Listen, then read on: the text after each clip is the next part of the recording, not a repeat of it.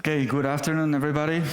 Before we start talking about BioScribe mobile Android enrollment application, let me introduce myself. I'm Peter Poliak. I work as a project owner at Innovatrics.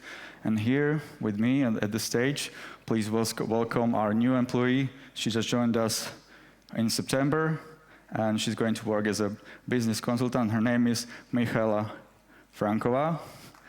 And I'm really thankful because she's going to help me and be my enrollee for my demo, and she was willing to come to the stage just after 3 weeks of joining the company. So thank you for that. Okay. So what actually the BioScribe application is. We're talking here about the mobile enrollment. So in complementary to our web-based or PC-based enrollment, we developed a mobile application that is basically running on Android devices. It is capable of running in offline and online modes. It supports all the modalities that Innovatrics supports, so that's face, fingerprints, iris, and as well we capture signatures, and we do the document auto capture using DOT, which you had just seen in previous presentations. And it is capable of instant in-the-field identification, and from the nature of Android application, it's easy to customize. Okay, so as I said, from the PC enrollment, there was a standard. We complementary have developed a mobile enrollment, which you can see is working on a tablet. But we not only support biometric specialized devices such as Copernicus with integrated scanners, but we also do support phones, tablets, and other consumer standard devices. And how do we do this? We got them integrated with fingerprint scanners, USB webcams, USB receipt printers, USB desktop document scanners, and iris scanners. That makes us pretty flexible in implementing and using any kind of Android device. Okay, but let's go to begin a little bit. So why have we actually started to develop this mobile enrollment? You might remember Mateusz was saying yesterday about the huge project we had in Africa for voters registration, and the situation there was very specific. We had like 4,000 enrollment stations without any internet connectivity, so the people across the whole country will need to come in person to register their fingerprints, being uploaded into system offline, then were exported to SD cards. Those SD cards would be driven on motorbikes back to Capital, and in Capital they would be exported to ABIS, and the whole duplication process would start. And then I remember we expected some 1.5 million people to be registered, but at the end it was something more than 5 million.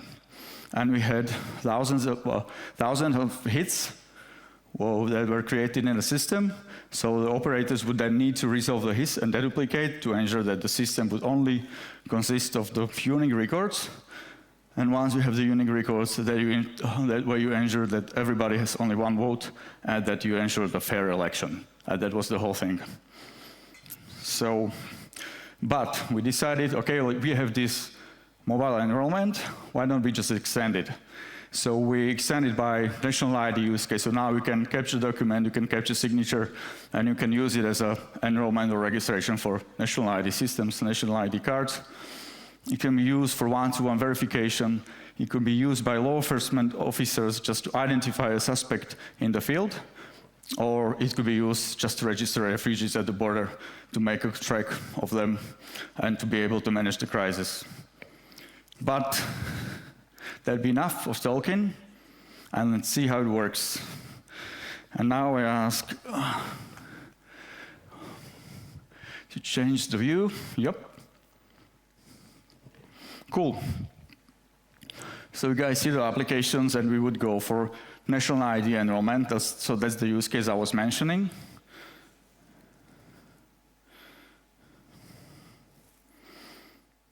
And please, Michaela, put your right slap on a scanner, and we can see the preview.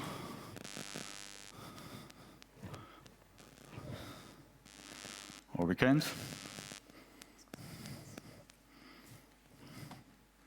Should I turn it off and turn it on again?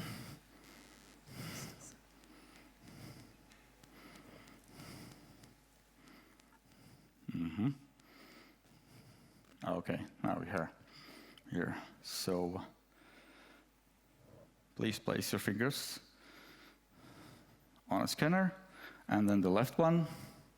And the operator can see whether the quality of the fingers is satisfied. And both thumbs, please. And as Michael already tried this, she was found in a system, but we would proceed with a new enrollment here. We are claiming that she's not the entity that is already in, but we would enroll her as a new person. Okay, and then we would continue with the face capture. So, Michaela, please take a look. Okay, that one is blurred a little bit, so let me get a better one. The auto capture mechanism automatically captures the face, and it gets assessed against the ICAO standards. Obviously, we're not meeting the standards because we are having the slide from the side, but it's just okay to continue with the demo. The next step would be then capturing the iris. So please take a look in it, in the scanner. Okay. So I wonder if you have seen your eyes from such a big detail before. And then we can continue. We get to the final screen where we have all the summarized information. And we will enroll Michaela into the server. What happens now? Michaela is being sent to ABIS. Now we get a QR code created. If I had another printer, but it's too many gadgets here, you could easily call me Mr. Gadget. So I'm only going to take a picture of this. They can be later used for verification. So what happens now? Michaela is supposed to land in our ABIS system. Here. And that's just the record we had created. But what happened here is that her record has been there for many times already, so the hit was created and her status is duplicate, right?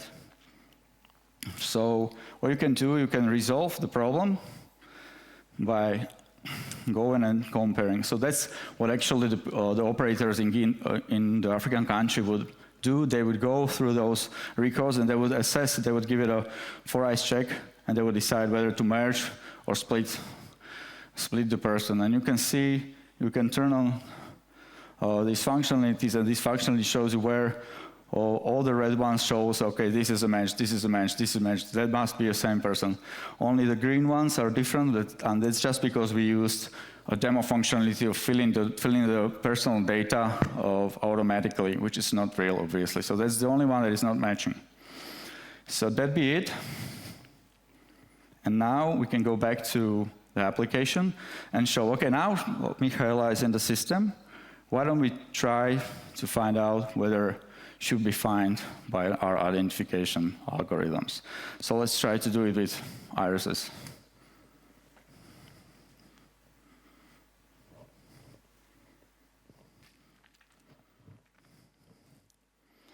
Okay, surprise, surprise. And now we got 4 citizens found with score of 95 of 100. All of them, obviously, is her, right? And we can try it also with face. So let's try it once again here. Please give me a look into camera.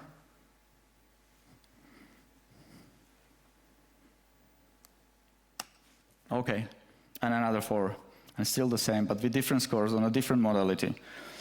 And okay, so obviously we can do it with face, with irises, but what could be also cool is that we have these devices that are dedicated biometric handheld devices, and it has integrated fingerprint scanner, it has integrated cameras and iris scanners.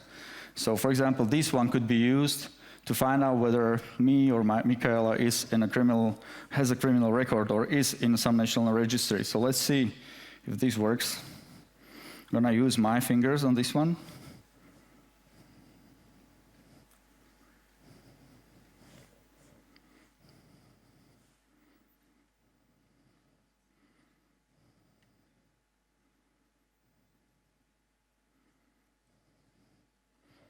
I hope you guys can see on the camera. So identification is in progress, and multiple items of me were found. This is on me, testing from home, another me, another me, another me, right? So multiple times I've been into system. So yes, so that is cool. So what is the advantage of this? It could be easily deployed, easily customized for any Android device, and this could be either carried by the police officers or border control officers at the borders to check out on the refugees whether they have them in a system or no, or they could be enrolled. Or we were implementing a solution that is holding all these devices in one suitcase, all integrated in together, like this, where all the devices can be connected and provide a seamless experience of enrollment. And yeah, that would be pretty much it from me. And thank you for your attention. Thank you, Michaela, for being here.